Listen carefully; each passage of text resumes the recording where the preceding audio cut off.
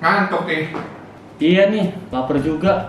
Nah, makanya gue bawain, gue gorengin langsung nih frozen smoked beef dari kios Mae. Buat kalian, Beli di mana tuh? kamu bisa buka Instagram, aku bisa store Anugrah Kuliner, Barang, dan info jasa. Semua info ada di sana. Bisa beli ini juga di situ. Nih, makan.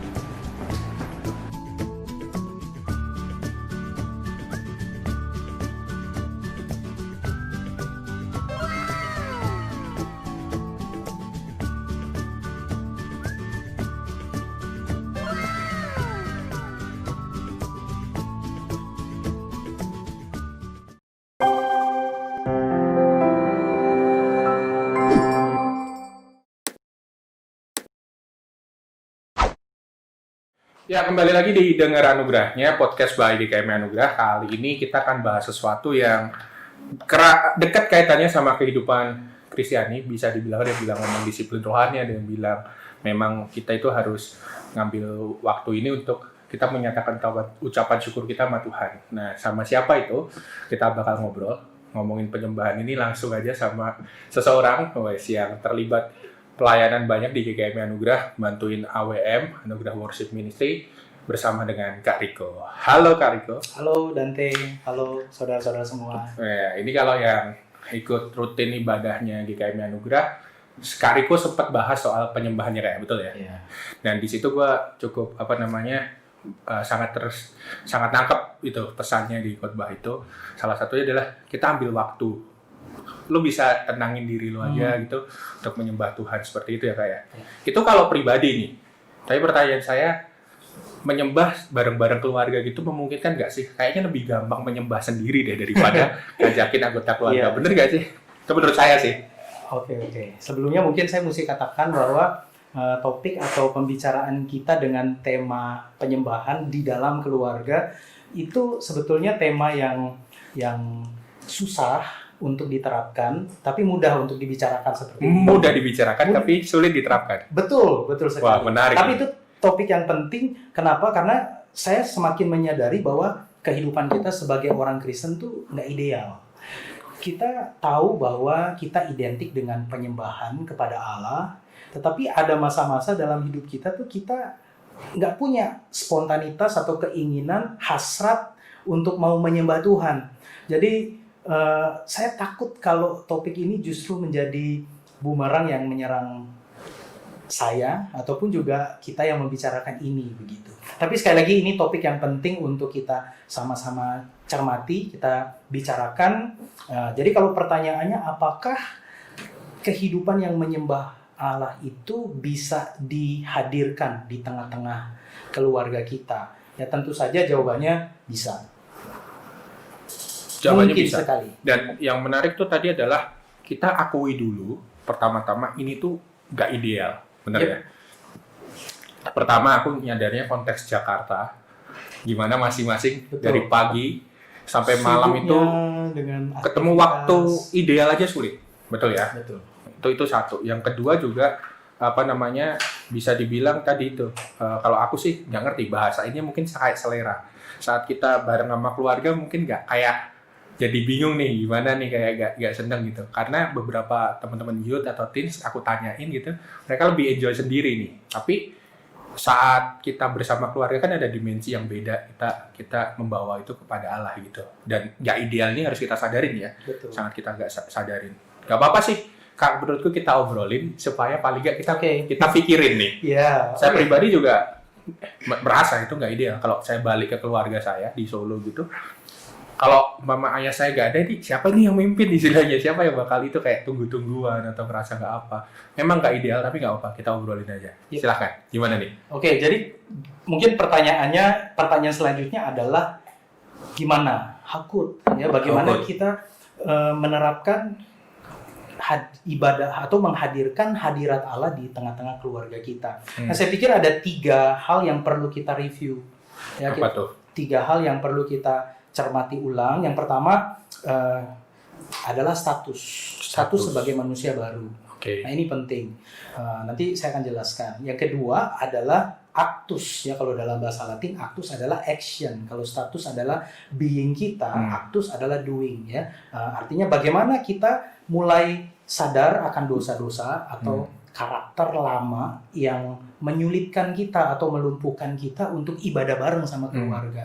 Nah, yang ketiga baru ngomongin tentang habitus ya. Jadi sesuatu yang dilakukan berulang-ulang, kalau ini cocok dengan ritme kehidupan keluarga dan ternyata efektif, maka berarti cocok kalau ibadah yang rutin di tengah-tengah keluarga itu bisa dilakukan secara berkesinambungan. Jadi 3 hal yang saya pikir kita ini perlu untuk review lagi sebagai orang Kristen. Apakah kita sudah memiliki status sebagai manusia baru? Yang kedua, apakah kita punya aktus yang terus-menerus mematikan segala hal yang melumpuhkan kita untuk bisa beribadah bersama dengan keluarga? Dan yang ketiga adalah habitus yang perlu kita terus lakukan, uji ya seiring dengan pertumbuhan iman keluarga kita. Jadi memang perlu diakuin tidak sesimpel itu ya how-how-nya ya. Bagaimananya kita harus ngelihat 3 hal itu paling nggak kita sadarin itu dulu ya. Kalau yang aku mau coba tanya tuh yang tadi itu, yang aktusnya. Itu gimana tuh kalau sama keluarga? Oke, jadi mungkin sebelum ke yang aktus ini saya pertama tahu, ya. yang pertama ini mungkin simpel aja ya. Jadi kita perlu mengalami dulu akan pekerjaan Allah Roh Kudus yang mengubahkan kita dari manusia lama ke manusia baru. Nah, itu kan kita sebut biasanya istilahnya kelahiran kembali ya. Dalam Yohanes pasal 3 ayat 5 dikatakan kita nggak mungkin bisa menyaksikan kerajaan Allah kalau Roh Kudus tidak melahirbarukan kita kembali. Betul. Jadi ada status yang berubah dari manusia lama menjadi manusia baru. Ada karakter-karakter yang diubahkan sehingga ketika ada salah bicara, salah bersikap, maka ada kemauan tuh untuk say sorry, Roh Kudus menggelisahkan. Nah, ini harus dialami dulu status yang baru sehingga kita tuh mulai punya kesukaan akan ibadah ya, kita punya selera untuk memuji Tuhan. Jadi dengar lagu nyanyian rohani, pujian, penyembahan, pengagungan kepada Allah Tritunggal, kita berselera, kita suka, kita menyukai ketika Alkitab dibacakan. Nah, untuk mengujinya tuh gimana ya? Kita tes misalnya kalau di rumah, kalau papa mama baca Alkitab, ada nggak suasana rohani yang menyenangkan, penuh sukacita? Kalau nyanyi puji-pujian lagu sekolah minggu lah, apakah papa mama tuh betul-betul ikut bernyanyi bersama anak-anak dengan iman mereka yang masih sederhana, masih polos, tapi iman yang dianugerahkan Allah sejak mereka kanak-kanak begitu? Apakah ketika ada pembicaraan diskusi tentang tadi khotbahnya tentang apa ya? Lalu bagaimana kita menghidupinya di dalam keluarga? Nah, kalau ada kerinduan, ada keinginan, gitu ya, hasrat ya, ada passion atau gairah untuk menikmatinya, itu tanda-tanda kita sudah punya yang status baru di dalam Kristus. Nah, ini sangat penting sehingga ini membawa kita ke yang kedua, yaitu bagaimana kita akhirnya di dalam status manusia baru itu kita mulai diberikan kesadaran akan dosa-dosa atau karakter lama. Misalnya, saya nih suka kesibukan. Kalau nggak ada pekerjaan, rasanya tuh nggak enak. Jadi kalau lagi waktu luang, ya cari kesibukan apa aja yang bisa dilakukan. Nah, itu akan menyita waktu yang penting untuk kita beribadah bersama dengan keluarga. Atau mungkin kemalasan, atau mungkin kekeringan rohani ya. Jadi kesadaran-kesadaran inilah yang harus kita jujur buka di hadapan Tuhan, izinkan Roh Kudus masuk untuk mengubahkan. Nah, ini berarti satu proses yang cukup panjang. Kita mau ngomongin tentang bagaimana menghadirkan ibadah dalam keluarga, tapi misalnya saya sebagai suami, saya kalau ngomong sama istri saya ngomongnya masih suka nyelkit, menyinggung, sinis. Padahal saya mungkin sama orang lain lebih ramah.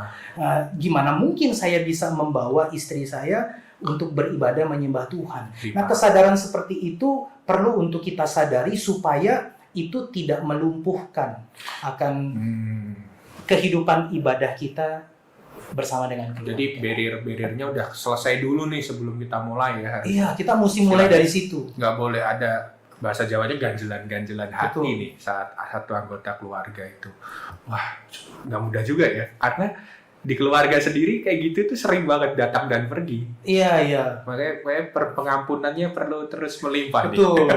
Kayak Mungkin di tema-tema. awal-awal bisa bertahan seminggu Hmm. rutin. Nanti masuk minggu kedua udah mulai jenuh, udah mulai bosen. Lalu kalau ada dosa-dosa yang tidak dimatikan, misalnya ini mohon maaf ya, kalau ada dosa-dosa kemarahan, Iya. misalnya istri nggak sabar sama suami. Kalau ngomong, kalau marah luar biasa ngerinya.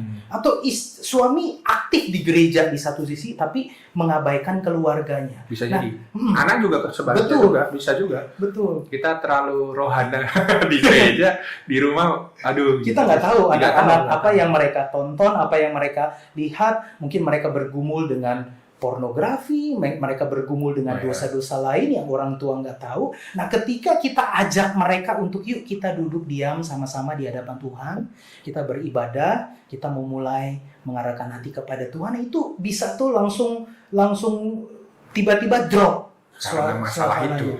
Iya, karena memang yang tadi status aktusnya itu belum dibereskan.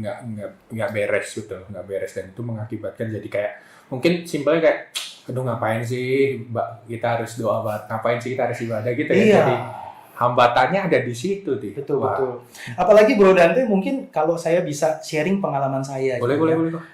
Di keluarga, saya ngalamin waktu saya kecil tuh ada masa-masa di mana saya tuh enjoy banget. Bisa ibadah dengan keluarga. Papa mama saya aktivis gereja, mereka gantian jadi majelis, mereka aktif juga di beberapa pelayanan paduan suara, pelayanan kesaksian, melayani jemaat-jemaat, mengunjungi dan sebagainya. Nah, ada masa-masa di mana saya tuh menikmati ibadah karena memang dari kecil orang tua saya sudah mulai membiasakan kami untuk mendengar nama Yesus, diucapkan, dinyanyikan, menyembah nama Yesus, membaca Alkitab, sehingga ketika saya bertumbuh dari SD, SMP, saya tuh jadi remaja yang suka baca Alkitab, suka beribadah, suka musik, nyanyian rohani, suka dalam persekutuan-persekutuan. Nah, tetapi ada masa-masa juga di mana saya tuh enak dengan kehidupan Seperti ibadah yang monoton seperti itu, apalagi seiring dengan semakin saya bertambah dewasa, saya mulai bisa berdebat dengan orang tua. Ada hal-hal yang saya nggak terima dari sikap mereka, dari teladan hidup yang buruk, sehingga saya pikir kok ini nggak sinkron dengan kehidupan ibadah yang selama ini kami lakukan begitu. Nah, masa-masa seperti itu, masa-masa yang saya pikir tuh Tuhan izinkan untuk saya alami, sehingga di masa sekarang ini saya bisa sadar, oh iya, kalau saya sendiri tidak mempraktekkan akan kehidupan Kristen yang bisa jadi berkat untuk keluarga, saya akan sulit tuh untuk merangkul mereka, apalagi sebagai kepala keluarga, sebagai pemimpin, saya harus membawa keluarga saya kepada Tuhan. Seperti apa yang di dalam Alkitab Yosua mengatakan, aku dan keluargaku, kami memutuskan pada hari ini kami akan beribadah kepada Tuhan. Nah, kondisi-kondisi di mana saya seringkali jadi batu sandungan untuk keluarga, itu yang membuat mereka melihat kok sepertinya tidak sinkron. Saya seorang hamba Tuhan, saya melayani gereja Tuhan, melayani kaum muda, tetapi di rumah mereka seringkali jadi korban kemarahan saya, kemalasan saya, sikap saya yang nggak peduli dan sebagainya. Jadi saya pikir mesti mulai dari situ supaya nanti ketika masuk ke habitus bagian yang ketiga itu menolong keluarga untuk mereka pun juga bisa enjoy dengan apa yang kita berusaha terapkan. Jadi ini bisa nggak kalau aku simpulin gini?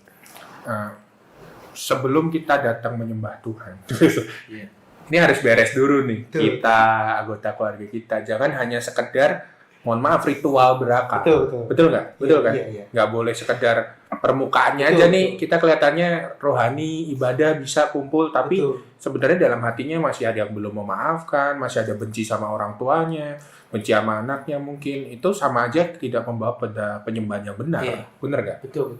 Waduh. Apalagi kalau kita lihat misalnya Tuhan Yesus pun juga sangat jelas ngomongin ini. Di dalam Matius 5 misalnya dia ngomong, kalau kamu ingin mempersembahkan korban atau ingin beribadah, tapi kamu teringat sesuatu yang nggak beres antara relasimu dengan sesamamu. Apakah itu bisa tetanggamu, tapi bisa juga istrimu, suamimu, anak-anakmu. Tinggalkan ibadah itu atau korban itu, damai dulu sama dia. Barulah kamu pergi mempersembahkan korban atau barulah beribadah. Wah, ini kita diingatkan lagi nih. Jujur saya yang ngajak ngobrol aja jadi kayak diingatkan lagi, udah beres ya lu relasi dia sama keluarga. Ya tadi lu bilang bumerang kan. Ya ini bumerangnya udah langsung kena nih. Bener sih. Terkadang kita ngejarnya yang permukaan nih. Betul. Udah mesbah keluarga belum? Udah doa bareng belum? Udah saat teduh bareng belum? Tapi yang lain berjajaran tuh. Akhirnya membuat, ini asumsi ya, akhirnya buat apa kalau kita nyembah Tuhan tapi kitanya aja masih kayak gini. Akhirnya membawa kita nggak mau menyembah Tuhan bersama.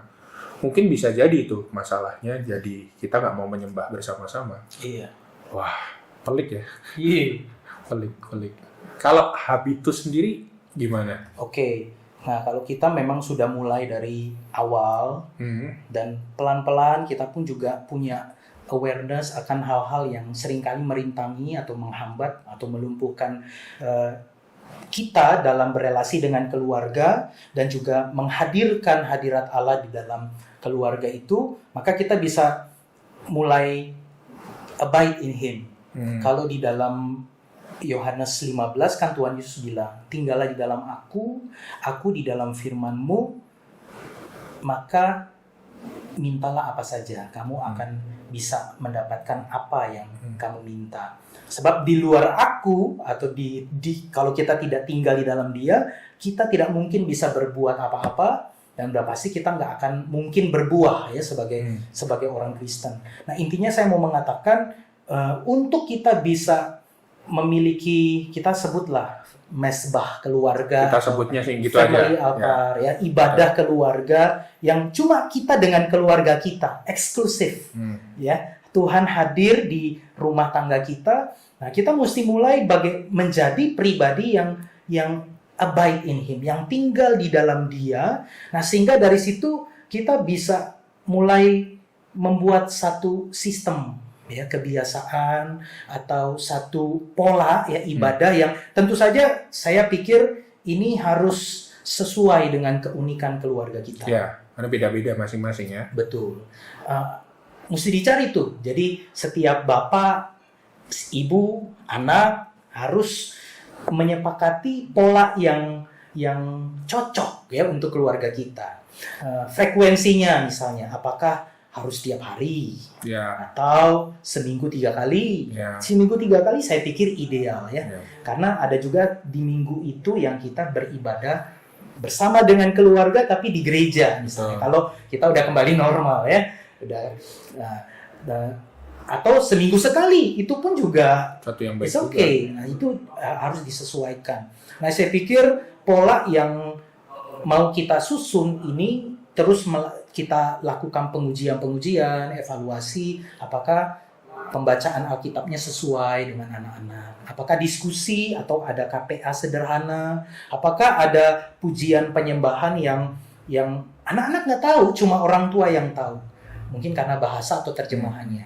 Apakah ada gestur tubuh tertentu yang mesti dilatih, misalnya bersama dengan keluarga duduk di lantai, nanti sesekali bersujud. Nah, pola-pola seperti ini, bagaimana mendoakan orang lain, melatih anak untuk mendoakan satu sama lain, itu harus dilihat apakah itu cocok dengan kondisi keluarga itu. Betul. Terkadang juga ada yang ngasih waktu untuk kita share ya kan. Lo seminggu gimana, ada yang mau diceritain atau enggak atau apa.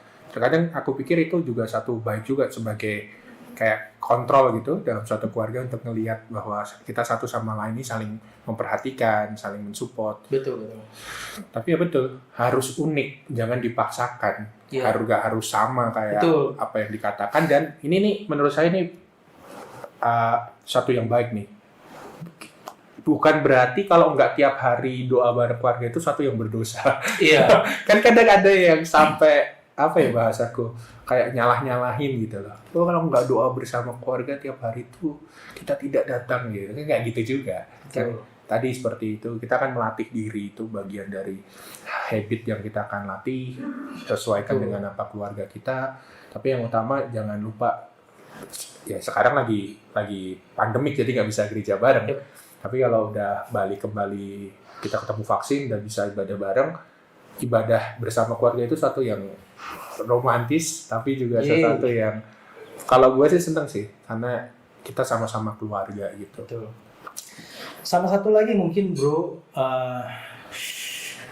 saya pikir juga kita perlu hati-hati juga ya, nggak harus formal. Tepat. Nggak harus formal. Sans aja di rumah. Betul. juga. Santuy. Santuy.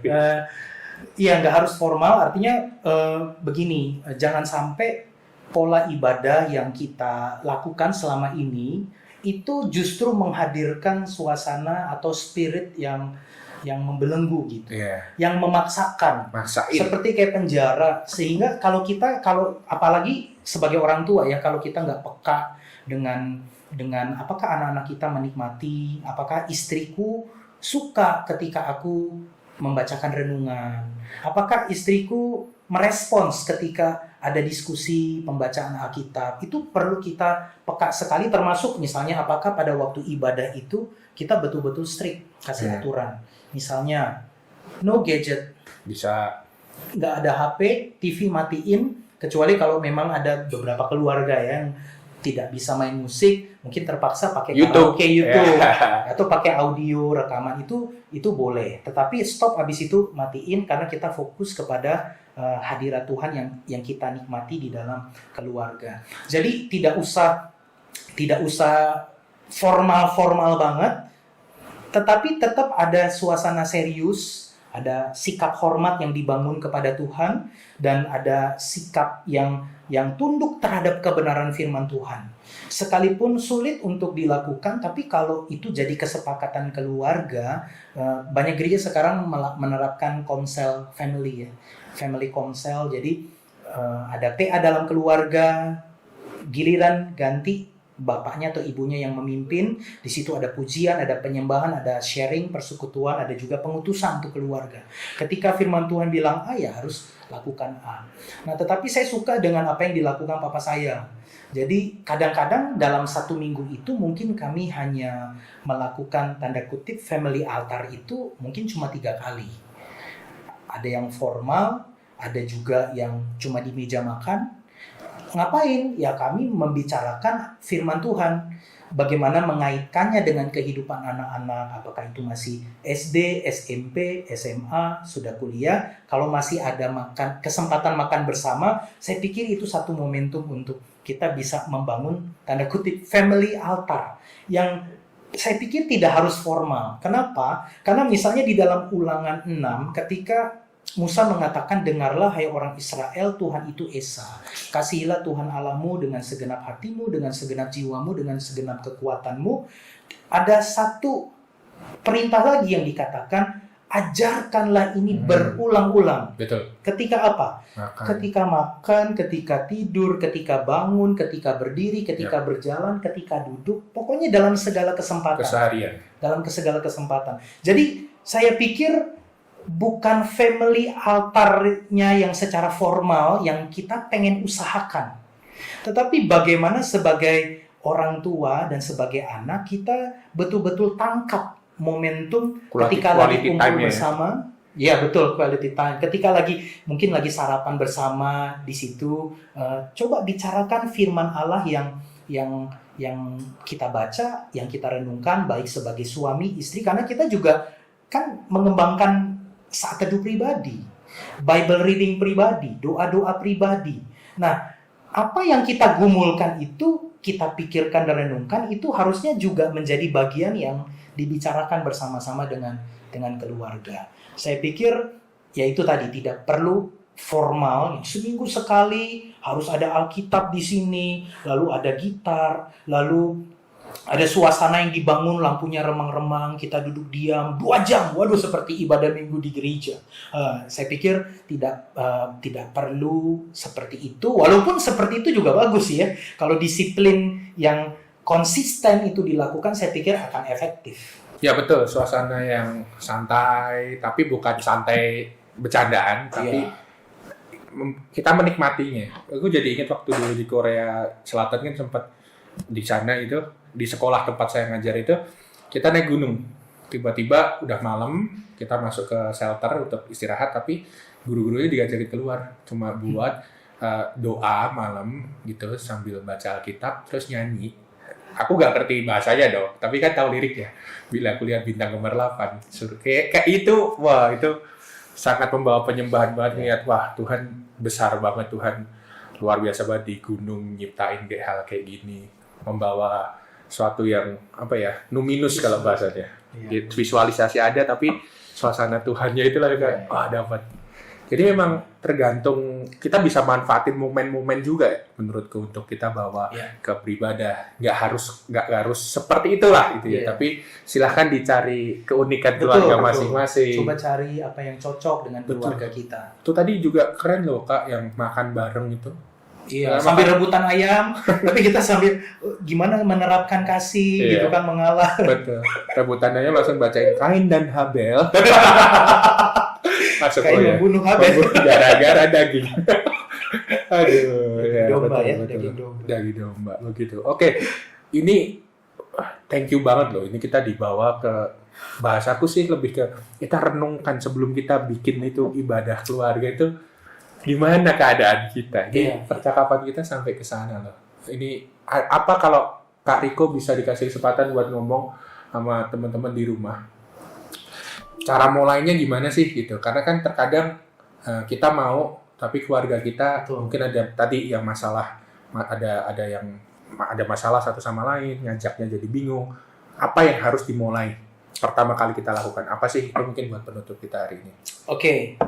Seperti yang tadi saya sampaikan, mulailah dari miliki status yang baru di dalam Kristus.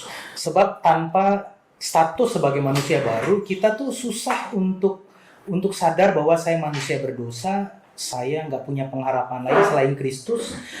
Nggak mungkin saya juga punya kerinduan untuk bisa bersyukur kepada korban Kristus di kayu salib. Bagi saya kalau saya masih manusia lama, lalu saya menyanyikan terima kasih Yesusku, terima kasih, itu gombal aja pasti. Nah, kalau ini sudah kita alami, maka hal-hal yang merintangi itu segera bereskan. Pertama, bereskan dengan Tuhan, dengan jujur kita buka, Tuhan ini kelemahanku, Tuhan aku suka marah, Tuhan aku ngomongku sini selalu nyelekit, Tuhan aku nggak sabar sama suamiku. Itu bawa ke hadapan Tuhan. Begitu kita sudah selesai, bereskan dengan keluarga kita. Ada relasi-relasi yang perlu dibereskan, say sorry.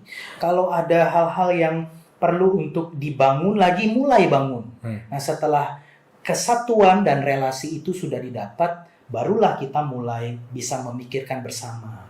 Yuk kita tiap minggu berapa kali kita duduk diam bersama-sama keluarga. Kita kasih waktu 30 menit aja.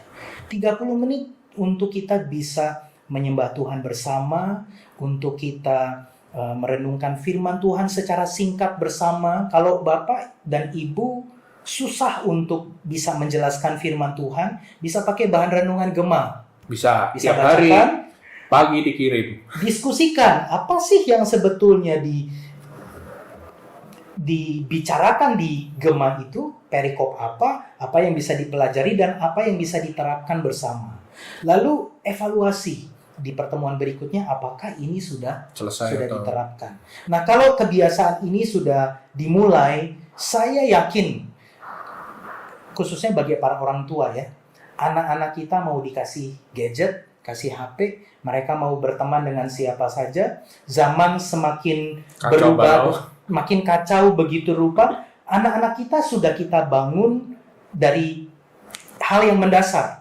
Bagaimana mereka menyukai Tuhan, menyukai ibadah, menyukai pembacaan firman Tuhan, sehingga itu akan menjadi modal bagi mereka ketika mereka remaja, ketika mereka pemuda, untuk mereka tetap tangguh ya, menjadi pemuda. Oke, mungkin masih bisa jatuh, masih bisa terseret arus dunia, tapi kita sudah memberikan basicnya. Betul. Dan family altar atau ibadah keluarga itu adalah sarana yang Tuhan mau pakai dari zaman dulu, dari Ulangan pasal 6 Ya, Shema Israel itu. sampai hari ini.